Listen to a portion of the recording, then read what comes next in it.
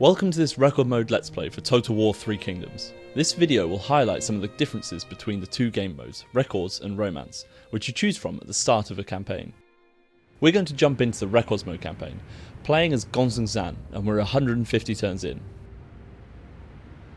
Quite a lot has gone on since the breakup of the coalition, so before we get stuck into the battle, let's have a look and see what we've achieved so far. It's autumn in the year 220 CE, 30 years since the Han lost its grip.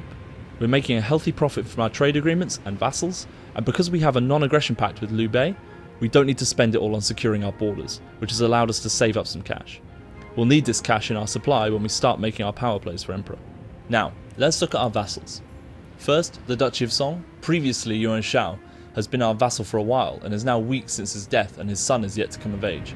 We've expanded and surrounded this territory, making up the north of China, using the Yellow River as a border between us and Liu Bei, who now claims his lands as the Kingdom of Shuhan. Our other vassal is Han Chong, who recently pledged his allegiance to us after a short war which forced him to bend the knee. If we head down to the campaign map, we can see Zan on the border of our territory neighbouring Ma Chao, son of the now deceased Ma Teng. We are within touching distance of the toolmaker resource of Anding, our first target, though Ma Chao's forces lie in wait, ready to reinforce. This battle will be tough, but we can take it, especially considering the characters we have in our force and the ancillaries they bring to the fold. Problems need an iron will. Zan wields the strategies of the warring states, gifting his entire army guerrilla deployment. This will allow us to rush in on the garrison army, avoiding some of the tower fire on our approach. Next we need to equip the stone archer to our strategist, Jiang Wudai. This will give 10% extra ammunition to all the archers in our army, giving a slew of extra bolts for our repeater crossbowmen, which could prove crucial to our victory. Let's make our move toward the resource. Do not yield! Be unrelenting! We can see that the garrison force numbers at around 960, though their ranks are made up of mainly militia. They should be relatively easy for us to crush. Ma Chao, however, has much higher tier units, as well as being a more than capable warrior himself, so we will need to prepare for his reinforcements. Let's jump right into the battle. First things first, let's take a look at the map. This battle will take place in a toolmaker resource map, one of the many different types of resource maps in Total War 3 Kingdoms, all featuring unique geography. We can see they also have arrow towers at the entry points to the town, so we'll need to get through those gates as quickly as possible. Now to our army. We have a well-balanced force here with 2 units of axe bands, providing good flanking ability, and 4 Jian sword guards, who will act as our front line for Zhao Yun's retinue. Zan himself brings our shock cavalry, as well as 3 units of G infantry, which will help us take down Ma Chao's unique cavalry. Our strategist, Jiang Wudai, has brought 2 units of archers, 2 units of repeater crossbowmen, and 2 white horse fellows, skirmisher cavalry unique to Zan's faction. Zan himself was known far and wide for his white horses, which famously kept the Mongols from attacking the north. Taking a closer look at the horsemen in his retinue, we can see that they all ride these famous white horses into battle. So here we are on the battlefield, and we can see that a storm has fallen on this toolmaker resource. Straight ahead of us we have these arrow towers, which will be our entry for our main forces. In the centre of the map, we have a capture point. This will provide a huge morale boost to our forces if we take it, so the enemy will try to defend this. First things first, we're going to move Zan and the rest of our cavalry to that right flank. They're going to try and flank round this right side so we can break in as quickly as we can. We're going to get our axe band men and put them on the left side to spread that enemy force a bit thinner, and we're going to get the bulk of our forces and put them facing towards this central tower, utilising our guerrilla deployment here, which is available from the ancillary we have equipped on Zan, and moving our whole army within touching distance of the enemy. Every minute's going to be key here. We've got our axe band men fighting on that left flank, and we're going to charge our cavalry as fast as they can into that swordsman unit there. As you can see, everyone's in walk mode, that's on by default for me, and that's just so that we can save stamina for fighting, as the units will be less effective the more tired they are, and this has much more of an impact on Records mode. As you can see, the range of fire for these repeater crossbowmen is much shorter, so we're going to move them up on the hill here to get a bit of a flank, and so they can shoot into the side of these units that are defending this tower. So we're going to get our axe bandmen charging on that left flank and get our swordsmen charging through the middle. Simultaneously, obviously our cavalry are now hitting this right flank and are going to melt right through those sword militia.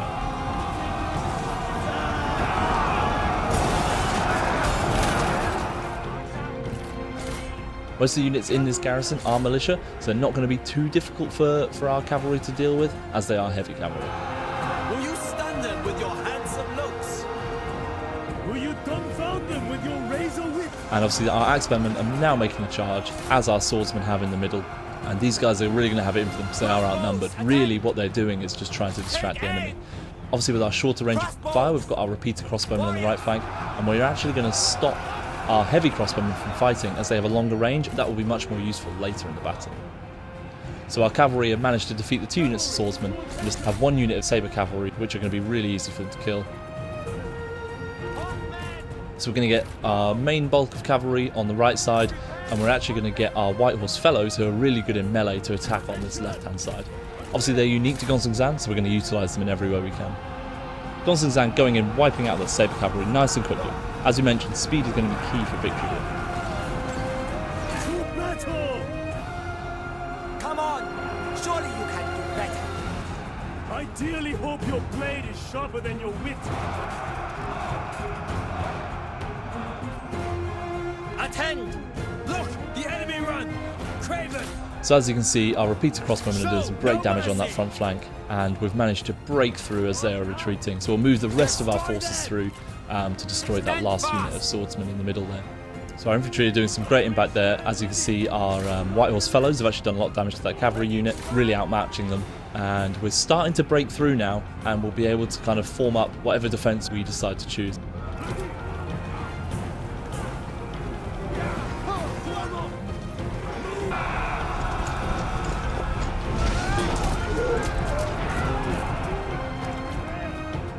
We're going to start Gonzang moving down towards this melee fight, just in case we don't break through. As you can see, we've taken quite a lot of losses to our front line, with almost half of the units that have fought already depleted. So as you can see, we're breaking through. Our axeman men are still fighting that left side. What we're actually going to do is get all of our range to move them up a bit closer so they're ready to come in once the fighting is done, and get Zhao Yun and Zhang Wudai to move up as well. We're going to get our G infantry to make a line up at the top, and we're going to get our Jian sword guard to make a defensive line on this flank on our left, which will defend our ranged, which will also split out the enemy a bit as well, as we need to divide and conquer.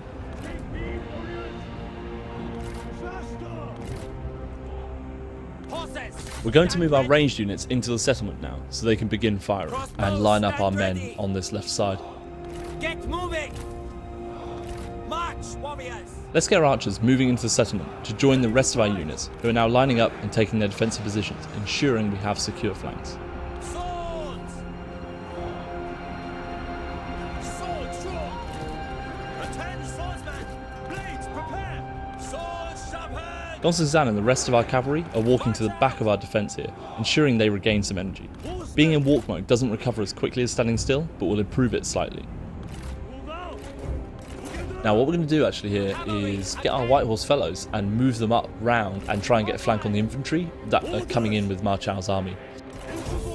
We are also going to put our G infantry into spear wall formation and our Jian sword guard into shield wall formation.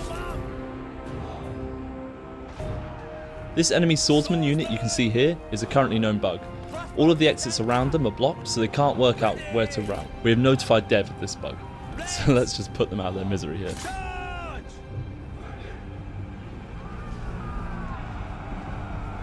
Your best is not good enough! Shut up and die! Xiao Ling and Zhang Wudai giving each other some fighting talk there. Even though warlords work differently in records mode, they still interact with each other on the battlefield. So our White Horse fellows are just firing at some men that are still retreating, but what we're going to do is we're going to move them up around the top here, as I said, to try and get a flank on. As we can see here, Gonzang is very tired. He's had his fair share of fighting already today, but he's not done yet. So we're going to stop them moving and get them to recover some energy.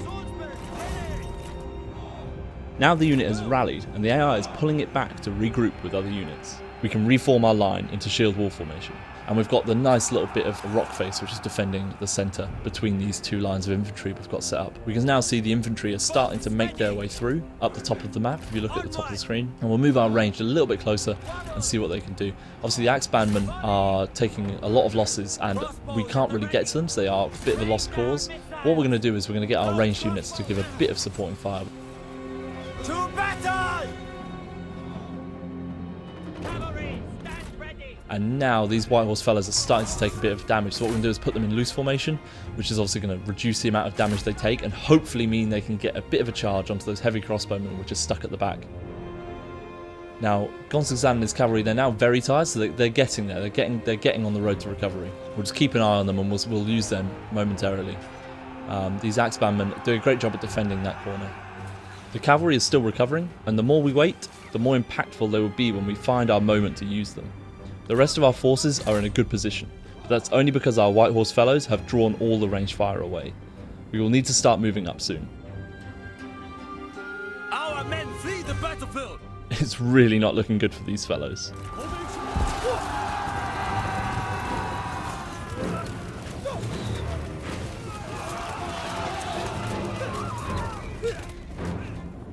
What we can see is the beginning of a divide between the enemy infantry and their superior ranged units, as they are distracted by our White Horse fellows on that flank. So what we're going to do is move our G infantry up to create a safe pathway for the rest of our cavalry to move around and flank their units. The G infantry will prevent any of their infantry from blocking our move here, and we will put them into spear wall formation too, to make them stronger. Our White Horse fellows have managed to do a tiny bit of damage there, but overall their biggest player in this battle has been distracting Ma Chao's ranged units. Our men flee the battlefield. So our ranged units have now used up a lot of ammunition, but what it has meant is those Axeband units have actually managed to make it through. We're going to try and get one little charge off and try and just see what damage they can do, but unfortunately it looks like the arrow towers there are going to wipe out the remainder of that unit. So let's just try and get a bit of fire on the strategist that has just accidentally walked into our range. You are weak! Your words are as pathetic as you are. So they're still pretty tired, these units here, but we'll get them moving faster as we need to utilise this exposed flank. So we'll move Zhang Wudai up a little bit and we'll use the rest of this ammo with these guys to just get some damage into that cavalry. And they're now in range of our repeater crossbowmen as well, which is great. So they're now taking a lot of range damage, which is probably going to force them, it's going to force them to make a decision. They've either got to charge in or move back. Now our spearmen at the top there are taking a lot of damage from this ranged fire, so we really do need to get a move on. The men have no ammunition! Draw your weapons! Horses, stand ready! So we're going to put them into wedge formation to do a bit more charge damage, doing it as late as possible so we're moving quickly, as wedge formation does reduce our overall speed.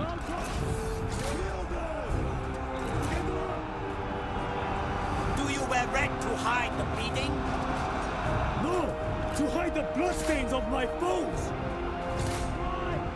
So this is perfect. This takes out such a huge advantage for them. As you can see, one of their units, they've got such great range on them. One unit has already used all of its ammo, destroying some of our units. Bolts ready! The enemy run! Craven! We're actually going to move the rest of our units up, and we'll also put them in guard mode momentarily so they stop chasing any other units. Unfortunately, our heavy crossbowmen have used all their ammo, but what we're actually going to do is we're going to move up and try and put a bit of pressure on Ma Chao and the rest of his forces here. We're going to move the swordsmen and create a wall there, and we're going to use the heavy crossbowmen, which have used all their ammo, to just be a defensive line to prevent any flanking.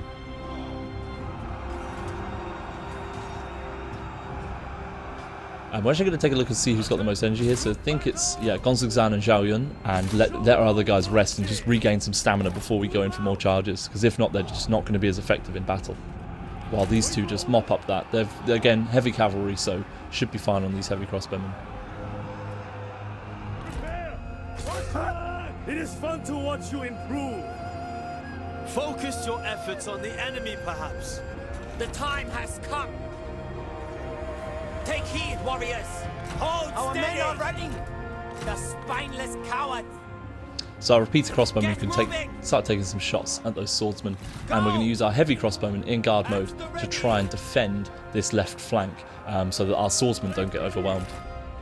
Zhao Yun and Gonzagzan have managed to wipe out that remaining heavy crossbowman unit, meaning they no longer have any range left, which is obviously really great for us, as they were some of the stronger units for us to deal with.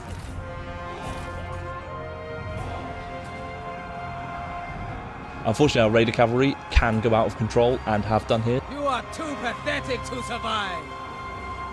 I will crush you for this insult. And they are just charging towards the nearest enemy, which happens to be the swordsman, which isn't the worst engagement, but obviously we'd much rather keep our men in file, really. Look, the enemy run! Craven! Quarrels! March now! Our repeater crossbowmen are actually out of range at the moment. What we're going to do is we're going to move everyone back into this shield wall formation and just push forward so we can try and get in range of Ma Chao and his generals there. So we're just going to take this capture point so we're not taking any unnecessary range fire. And our cavalry that rampage has actually come back, so we're going to move them back up with the rest of the cavalry. So we've defeated that last unit of spearmen for them. So what we're going to do is we're going to grab these guys and we're going to move them forward and just create a nice line to, again, divide and conquer and block them up. So let's take a look at the lay of the land. We've got a lot of fighting up at the top, but we still have very secure flanks, which is great for us, and we're starting to box them towards where they wanted to go initially and use that to our advantage. Just like that. We're just going to move our cavalry out of there so we can fight as a group rather than alone. Prepare! Crossbows, attend! So our repeater crossbowmen managed to just get a few volleys off there, but won't do too much damage. Now what we're going to do, this swordsman unit has quickly exposed itself. We're going to see if we can do some damage to it, see if we can kill it just before these spearmen get here.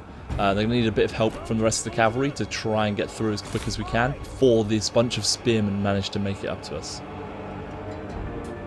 Just trying to divide and conquer these groups, really, because we're overwhelmed by the enemy forces, so we can't really win if they're all bunched up together. We're just trying to divide and conquer these groups. We're heavily outnumbered in this battle, so splitting them out, we improve our chances of winning. The enemy unit flees. What cowards! And obviously the spearmen are trying to chase our cavalry, which we don't want. Hopefully we can get them out just in time. We hung on for maybe a little bit too long there trying to get rid of that swordsman unit, but at least they did rout, which takes another one out. And this does, again, we've boxed them in and we've divided these swordsmen on the left and this cavalry from their spearmen. Ma Chao has now had to make the decision to move in, so obviously we've got our swordsman. He's riding into the swordsmen, which do have a charge resistance buff because they're in that shield wall formation. But obviously that's not going to be a battle they'll be able to withstand for too long. So now we're just going to line our spearmen up here, because what we want to do is create a rear flank for our cavalry to charge into. So we're going to try and get all their spearmen to engage on us here.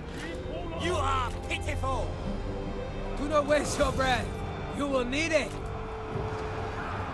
Which means we can get a great rear charge off with our cavalry and hopefully rout the rest of these units, meaning we can focus on the rest of the battle that's going on in the centre.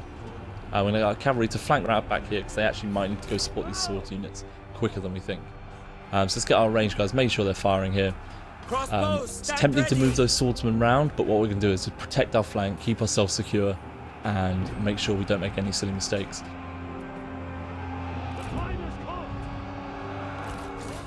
So Gonzagzan here, obviously leader of the White Horses, is going to lead the charge here into the rear of these spearmen. Crossbows, stand by! You have improved in my estimations.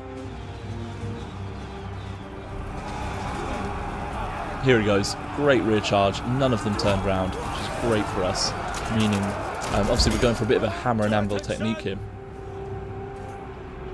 The enemy warriors are running. We're using this heavy cavalry to try and rout the units. One of them is gone, 3 left, but obviously our men are starting to waver themselves, so we actually need to be quick around the situation. Their cavalry, another charge. Obviously they're in shield wall formation, which gives them a bit of charge resistance, so hopefully those guys aren't dead. Destroy them. Let's go for our second charge and go for a great, hopefully another rear charge and clear out the rest of those units. Steel yourselves. But unfortunately it looks like they've actually managed to turn around just in time, because that has done tremendous damage to both of our units. Take care you are not trampled on the hoof. Ready. Yep, we've been outplayed there. Our warriors run. Craven dogs. We managed to knock 2/3 out of Gonzagzan's unit out. And it looks like he actually might be retreating the battlefield, along with one of the units of spearmen. Show no mercy! Charge! But yep, that's it. Gonzagzan has decided that's enough. He's going to leave it to Zhao Yun and Zhang Wudai to try and wrap up this battle. So we'll get the rest of our units getting in here, getting involved in combat. Now, unfortunately, this does mean that if Gonzagzan does fully retreat, we do really need to win this battle, because if not, there's a percentage chance he will be captured. Now, I unfortunately forgot to take them off skirmish mode there, which means they were running away from the combat, but I noticed just in time, which means they can still get involved in that fight and defend that flank against the G infantry. And we've already taken a lot of losses, obviously Gonzagzan probably being one of the biggest ones. But hopefully this battle is swinging in our favour. As you can see, it's still relatively even at the bottom, so we're going to have to pick and choose these battles where we can, but it looks like they're in our hand. We've still got some range left. We've still got this cavalry left. A lot of their cavalry are bogged up in that fight there, which they had to take as they were taking ranged fire. But this has put ourselves in a great situation, getting one final flank off on those swords units. And we're actually going to push up to this victory point, which will mean that we'll get a morale boost. And hopefully that would be enough to cause a chain rout. The enemy aren't looking in a great position now. The balance of power is creeping up in our favour. We're going to get a charge off on these sword units. We can see that Ma Chao and Cao Ling are now starting to waver. They have unprotected flanks, and we are now starting to take the capture point. The enemy warriors are running. Yep, that's it. It looks like Ma Chao isn't going to fight to the death. He's going to try and flee. What a coward. But of course, that's not what we want here. We need to take his life. The battle may be won, but we need to get him down.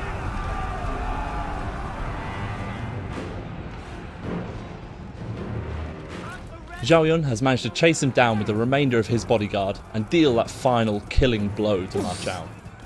We can see here he's taking pride in this kill, which is going to help our faction rise to power. We can see piles of dead bodies and abandoned flags scattered across the battlefield. We've lost a lot of men today, but this victory was a worthwhile one.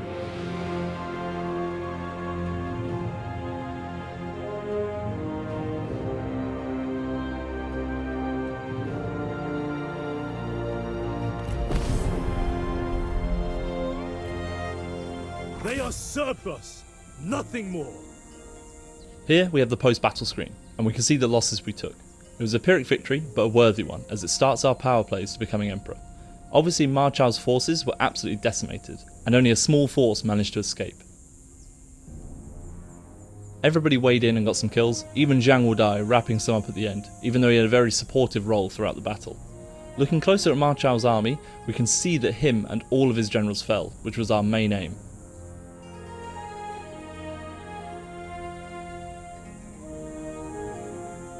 We're going to occupy this territory, and that will be it for this record modes let's play. It shows potential. And wisdom will follow. Thanks for joining us, and of course Total War 3 Kingdoms is coming out on May 23rd, so keep an eye out on upcoming content on our social media.